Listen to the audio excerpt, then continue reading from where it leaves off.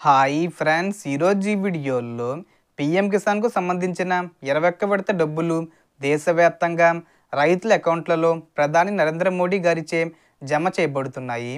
ప్రతి అర్హత కలిగిన రైతు ఖాతాల్లో 2,000 రూపాయల చొప్పున జమ అవుతాయి.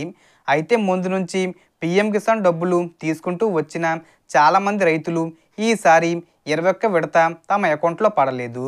సో దీనికి కారణం ఈ విడతలో ప్రభుత్వం గుర్తించిన ముఖ్యమైన 15 సమస్యలు.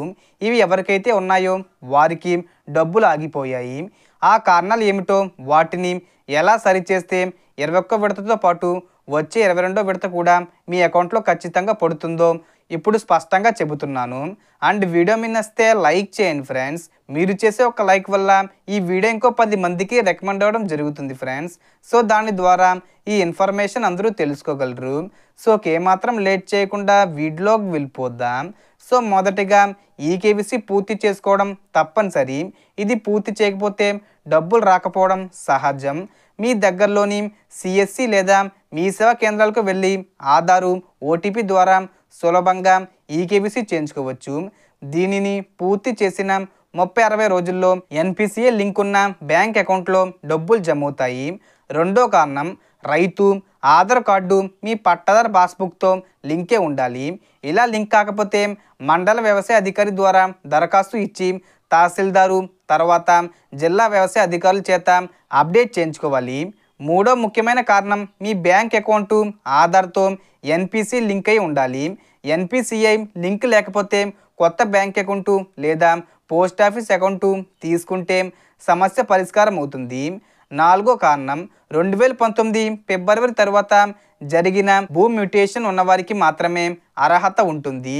అయితే భర్త భార్యల్లో ఒకరు లబ్ధిదారులుగా ఉండి మరణిస్తే నామినీ పేరు మీద భూమి మార్చి మళ్ళీ అప్లై చేస్తే అర్హత లభిస్తుంది. ఇంకా కొందరు మొదటి, రెండో విడతలు తీసుకున్నప్పటికీ మూడో విడత రాకపోవడానికి ఇంకా ముఖ్యమైన కారణం ఉంది. ఒక కుటుంబంలో ఒక రేషన్ కార్డు పరిధిలో ఉండి ఇద్దరు పీఎం కిసాన్ తీసుకుంటే వారిని డౌన్గా హోల్డ్లో పెడతారు. విచారణ తర్వాత వారు నిజంగా ఒకే కుటుంబం అయితే ఒకరికి మాత్రమే లబ్ధి అందుతుంది.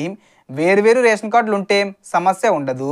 ఇక అర్హత లేని వారిలో కేంద్ర, రాష్ట్ర ప్రభుత్వ ఉద్యోగులు, ప్రభుత్వ పెన్షన్దారులు, ఆదాయ పన్ను చెల్లించేవారు, రాజ్యాంగ పదవుల్లో ఉన్నవారు ఉంటారు. ఈ అన్ని గైడ్లైన్స్ను పాటిస్తే పీఎం కిసాన్ డబ్బులు ఖచ్చితంగా మీ అకౌంట్లో జమ అవుతాయి. ఈ సమాచారాన్ని ప్రతి రైతు మిత్రుడు తప్పనిసరిగా గమనించాలి. ఇతర రైతులకు షేర్ చేయండి. Thanks for watching.